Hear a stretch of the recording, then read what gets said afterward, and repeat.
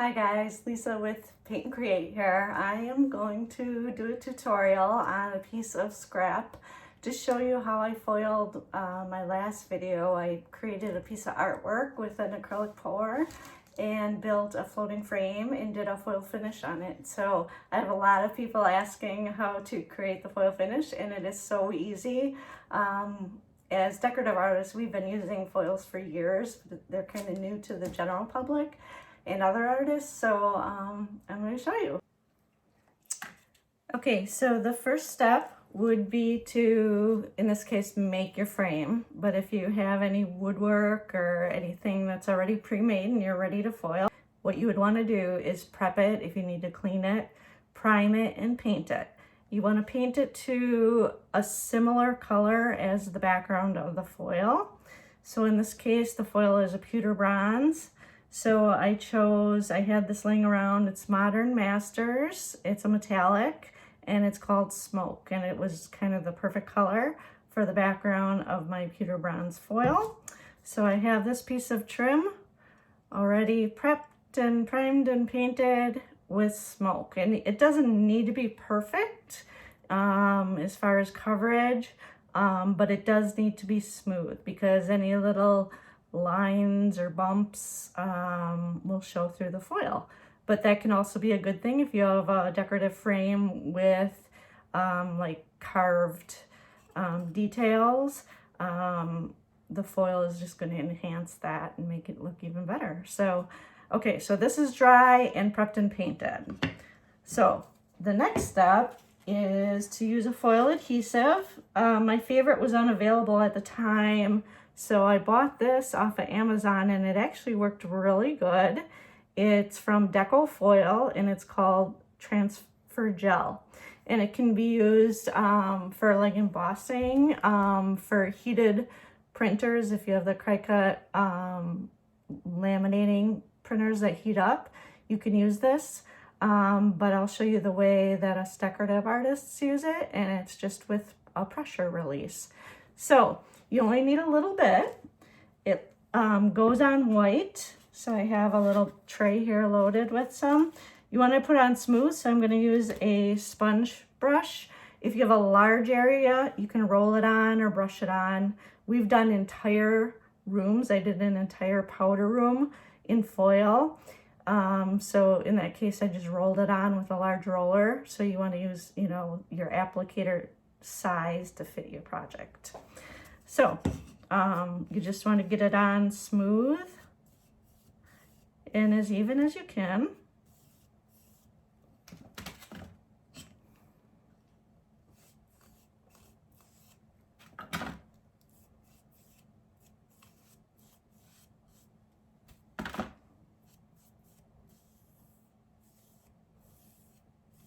Kind of has a gluey texture to it because it's basically an adhesive.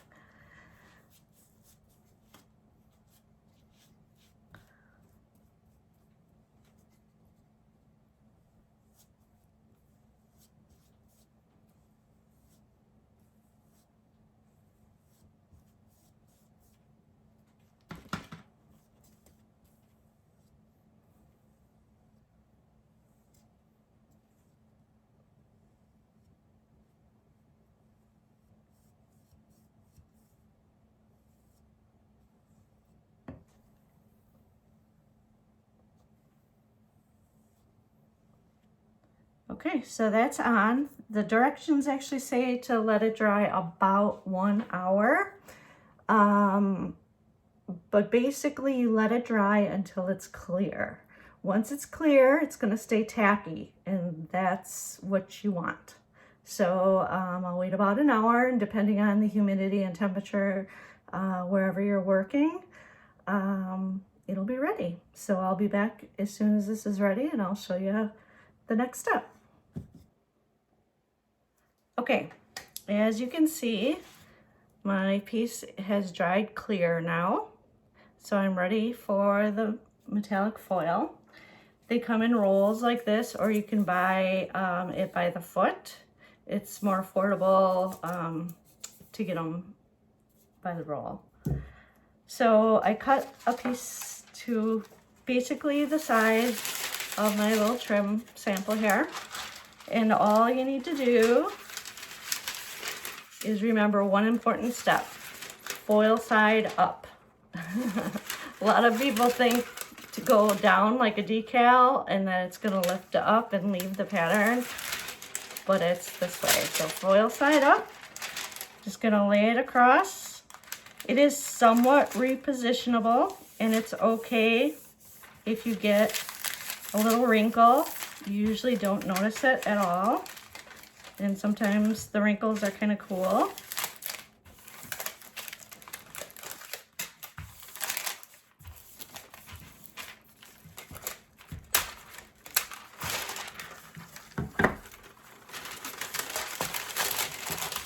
Okay, so you just use your hands to get it started.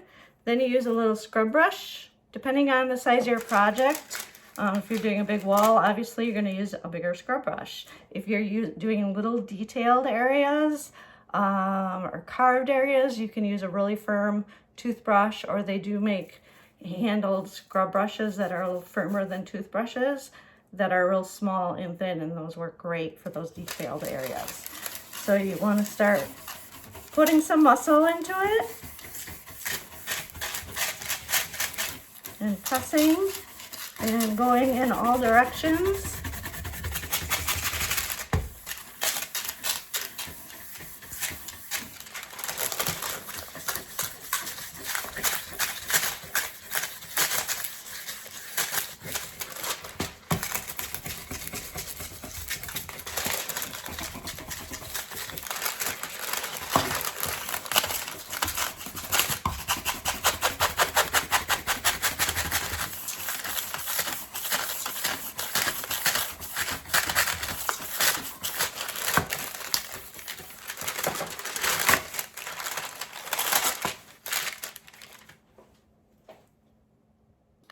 Okay, so after you have it scrubbed, what I like to do, it's not necessary, but I like to take a soft rag and just kind of burnish over everything.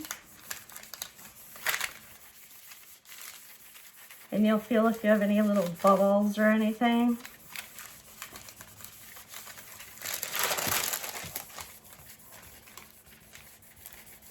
You can take a blow dryer. We did a job one time. It was in a house and it was not heated, and it was in the fall and it was a little chilly, and that adhesive was kind of getting cold and losing its tack. So you can use a blow dryer just to kind of set it and warm it all up, and that's a good trick if you're having trouble with adhesion. I will say, and this is important because there's no mistakes in art, but you want it to look nice when it's done. If you do have an area that doesn't transfer, you can finish the step, go back, add more gel, let it dry clear for the hour, and then refoil over it, especially if you have a patterned foil like this, and you won't even notice. So here's the fun part. Once you're done, you just start lifting the foil.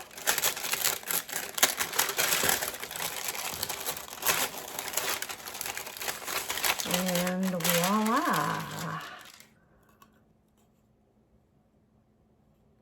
100% coverage. Isn't that beautiful? So, as far as finishing this off, you definitely want to put a clear coat on. Usually I use Modern Masters Master Clear. It's made from metallics, and I would use semi-gloss so you don't lose any of the beautiful luster of the foil. Or what I did on my frame, because I had some on hand, I had a rattle can, and I'll go get it and I'll show you, of polyurethane, and I just sprayed on 2 coats.